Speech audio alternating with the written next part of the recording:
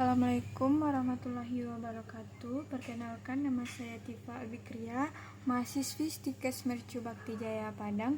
Kali ini saya akan menampilkan yaitu mempresentasikan hasil dari proposal yang berjudul yaitu pengaruh oral hygiene dengan menggunakan madu pada anak leukemia myoblastik akut atau LMA. Dari pertama adalah bab 1 pendahuluan. Yang terdapat di sini adalah latar belakang. Yang terdapat pada latar belakang ini adalah leukemia adalah penyakit keganasan sel darah. Gejalanya yaitu meliputi pucat, lemah, demam, dan juga pembesaran organ dan perdarahan. Sedangkan di sini leukemia myoblastik akut yaitu kelebihan reproduksi sel darah putih myeloid yang belum matang atau sering terjadi pada anak-anak dan dewasa. Di sini diagnosa pada LMA ini memerlukan sampel sumsum tulang dan analisis genetik untuk mengonfirmasinya. Tingkat kematian dan kejadian LMA adalah angka kematian berkaitan dengan usia. Sedangkan LMA perlu diwaspadai karena tingkat kejadian meningkat terutama di Indonesia.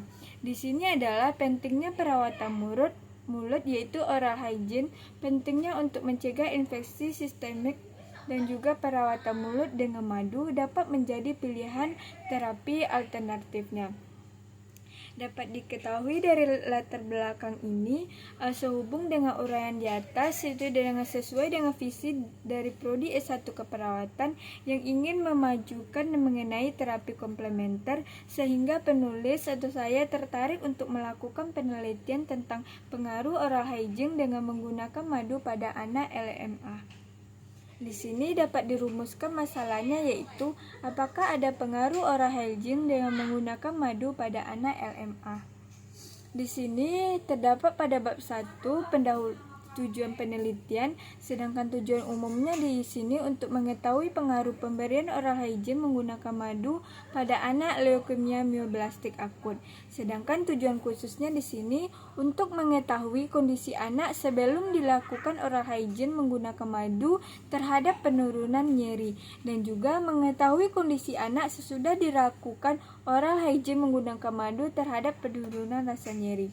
Di sini bagi pelayanan keperawatan dapat bermanfaat menjadi sumber masukan bagi tenaga kesehatan atau perawat sebagai salah satu terapi dan farmakologi untuk anak penyakit LMA, sehingga dapat meningkatkan standar asuhan keperawatan di institusi rumah sakit. Sedangkan di sini manfaat bagi institusi pendidikan dapat dijadikan masukan dalam bidang ilmu terkait khusus dalam ilmu riset keperawatan. Sedangkan manfaat bagi penelitian selanjutnya, penelitian ini dapat digunakan sebagai referensi atau data pembanding untuk penelitian yang akan datang. Di sini yaitu masuk pada bab 2. Pada bab 2 tinjauan pustaka, di sini terdapat yaitu konsep dasar leukemia myoblastik. Di sini definisi dari leukemia myoblastik yaitu proliferasi sel leukosit yang abnormal ganas sering disertai bentuk leukosit yang lain daripada normalnya. Jumlah berlebihan dan dapat menyebabkan anemia, trombositopenia, dan diakhiri dengan kematian. Sedangkan LMA merupakan leukemia yang mengenai sel stem hematopoietik yang akan berinferensiasi ke semua sel myeloid. Sedangkan di sini etiologinya yaitu penyebabnya pastinya yaitu terdapat pada faktor genetik, yaitu virus tertentu dapat menyebabkan terjadinya perubahan struktur gen, dan juga radiasi, obat-obatan imunosupresif, obat-obatan kardiogenetik seperti diosminoblastik. Sedangkan faktor herediter misalnya pada kembar nozigot dan juga kelainan kromosom misalnya pada Down syndrome. Sedangkan di sini yaitu dari patofisiologinya atau tanda dan gejalanya yaitu akut yang nampak dan memburuk secara cepat, antara lain yaitu muntah, bingung, kehilangan kontrol otak, dan epilepsi. Leukemia juga dapat mempengaruhi saluran pencernaan, ginjal, paru-paru, dan juga gejala antara lainnya yaitu kulit terlihat pucat karena anemia, infeksi yang berulang-ulang seperti sakit tenggorokan, perdarahan normal yang keluar dari gusi dan mulut. Di sini ada Patofisiologinya yaitu sel darah putih normal berfungsi sebagai sistem pertahanan tubuh terhadap antigen atau infeksi. Sel darah putih secara normal akan berkembang sesuai perintah dan dapat dikontrol sesuai kebutuhan tubuh. Kasus leukemia akan meningkat produksi sel darah putih lebih baik dari biasanya dan membuat sel tersebut menjadi abnormal. Sedangkan di sini terdapat komplikasinya yaitu trombositopenia. Berkurangnya jumlah trombosit pada leukemia akut biasanya merupakan akibat infiltrasi sumsum tulang atau kemoterapi, dan juga koagulasi intravaskular diseminata, yaitu koagulasi intravaskular diseminata adalah suatu sindrom yang ditandai dengan aktivitas koagulasi intravaskular sistemik berupa pembentukan dan penyebaran deposit fibrin dalam sirkulasi sehingga menimbulkan trombosit mikrovaskular di berbagai organ yang mengakibatkan kegagalan multi organ. Di sini ada klarifikasinya, terdapat beberapa terbagi, yaitu akumulatif leukemia atau AML, yaitu disebut juga dengan leukemia amelogenesis akut atau leukemia neoplastik akut LGA, yang dikarakteristikkan oleh reproduksi berlebih dari myoblas yang sering terjadi pada semua usia tetapi jarang terjadi pada anak-anak. Sedangkan acute lymphoblastic leukemia yaitu sering menyerang pada anak-anak dengan presentasi 75% sampai 80%. Sedangkan kronik lymphoblastic leukemia atau CLL terjadi pada manula dengan limfadenopati generalisasi dan peningkatan jumlah leukosit disertai limfosis. Perjalanan penyakit biasanya jinak dan indikasi pengobatannya adalah hanya jika timbul gejala. Di sini ada pemeriksaan penunjangnya, yaitu terdapat darah tepi dan juga sumsum tulang. Pemeriksaan lainnya itu seperti biopsi limfa, kimia darah, cairan cerebrospinal dan juga sitogenik. Di sini ada pelaksanaannya, yaitu ada kemoterapi, terdapat beberapa fase, yaitu fase induksi, fase konsolidasi, dan juga di sini kemoterapi memiliki beberapa efek samping, yaitu rambut rontok, nyeri, mual muntah, keletihan, sariawan pada mulut, dan hilangnya sensasi dengan pengecapan. Selanjutnya di sini adalah pada bab 2. Oral hygiene untuk menggunakan madu. Pengertiannya, madu adalah zat manis yang alami dihasilkan dari lebah dengan bahan baku nektar bunga. Madu diproduksi oleh lebah dari nektar tanaman. Jumlah madu yang dihasilkan lebah tergantung dari jenis lebah, jenis bunga, keadaan bunga, dan juga musim.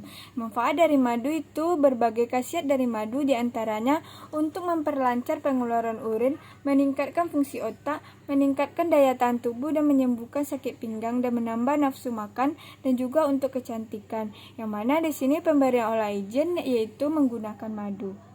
Di sini ada kerangka konseptual. Sedangkan di sini leukemia adalah kondisi di mana sel darah putih mengalami pertumbuhan yang tidak terkendali dan berubah menjadi sel yang abnormal dan ganas. LMA adalah jenis leukemia yang mengenai sel sistem hematopoietik dan memiliki potensi untuk berinterferensiasi menjadi berbagai jenis sel myeloid. LMA lebih umum terjadi pada orang dewasa dan memiliki awal yang mendadak serta progresif dalam jangka waktu yang singkat, yaitu 1-3 bulan. Tanpa pengobatan, LMA dapat berujung pada kematian dalam 3-6 bulan setelah didiagnosis. LMA ditandai dengan transformasi ganas sel dan gangguan diferensiasi sel-sel progenitor dari sel myeloid. Di sini ada kerangka konsep variabel independen dan variabel dependen, yaitu madu dapat penurunan rasa nyeri. Di sini ada hipotesis penelitian, yaitu hasil suatu penelitian pada hakikatnya suatu jawaban atas pertanyaan penelitian yang telah dirumuskan dalam perencanaan penelitian untuk dirumuskan tersebut. Maka dalam penelitian untuk mengarahkan kepada hasil tersebut, maka dalam perencanaan penelitian dirumuskan jawabannya itu hanya adanya pengaruh pemberian madu terhadap penurunan rasa nyeri akibat dari kemoterapi pada anak LMA.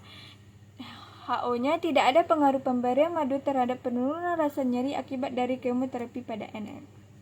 Di sini jenis penelitian dan metodologinya, yaitu menggunakan rancangan deskriptif dan membutuhkan penelitian untuk memulai penelitian dengan menggunakan teori deskriptif untuk menjelaskan hasil penelitian pemberian oral hygiene dengan menggunakan madu pada anak LMA. Di sini populasi sampel dan teknis sampelnya. Populasi dalam penelitian ini adalah umur 1-18 tahun, jenis kelamin laki-laki dan perempuan. Sampelnya diambil dalam penelitian ini adalah anak berumur 5-18 tahun dengan LMA yang memenuhi kriteria hasil, yaitu kriteria inklusi dan juga eksklusi. Di sini pada bab 4 teknis sampelnya penelitian ini yaitu dengan LMA yang mengalami komplikasi dan anak dengan LMA yang alergi dengan madu. Di sini terdapat definisi operasional yaitu variabel independen pemberian madu dan variabel dependen penurunan rasa nyeri akibat dari kemoterapi pada anak LMA. Dan juga definisi operasional. Di sini terdapat instrumen penelitian yaitu formulir pengkajian asuhan keperawatan serta status medical record pada pasien dan lembar observasi. Etika penelitiannya yaitu menghargai harkat dan martabat manusia atau otonomi, menghormati privasi dan kerahasiaan subjektif itu confidentiality, dan juga menghormati keadilan dan inklusivitas yaitu justice, dan juga mempertimbangkan manfaat dan kerugian yang ditimbulkan yaitu non-valenciensi atau beneficiensi. Di sini ada teknik pengumpulan data, yaitu ada beberapa tahap. Yang pertama, tahap persiapan, dan yang kedua, penelitian memasukkan surat permohonan izin pada institusi Stikes Mercu Bakti Jaya. Penelitian memasuki surat permohonan izin kepada Dinas Kesehatan Provinsi Sumatera Barat. Setelah mendapat izin, peneliti minta izin ke tempat penelitian. Penelitian menjelaskan maksud dan tujuan penelitian, dan juga penelitian memberikan informan consent kepada ibu yang memiliki anak. Dilanjutkan dengan tahap pelaksanaan dan tahap terminasi.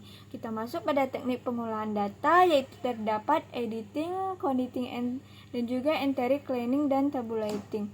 Di sini ada analisa datanya, yaitu analisa data merupakan bagian sangat penting dalam metode ilmiah ini, karena dengan analisislah data tersebut dapat diberi arti dan makna yang berguna dalam memecahkan masalah penelitian. Menganalisa data merupakan tindakan yang pertama, analisa univariat.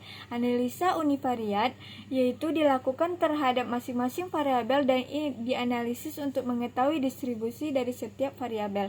Di sini ada analisa variat. Analisa ini yang dilakukan untuk menguji hubungan antara variabel independen terhadap variabel independen dengan menggunakan uji Can question. Terima kasih, hanya itu yang dapat Tifa sampaikan. Kalau ada salah dan jangkal, saya mohon maaf. Assalamualaikum warahmatullahi wabarakatuh.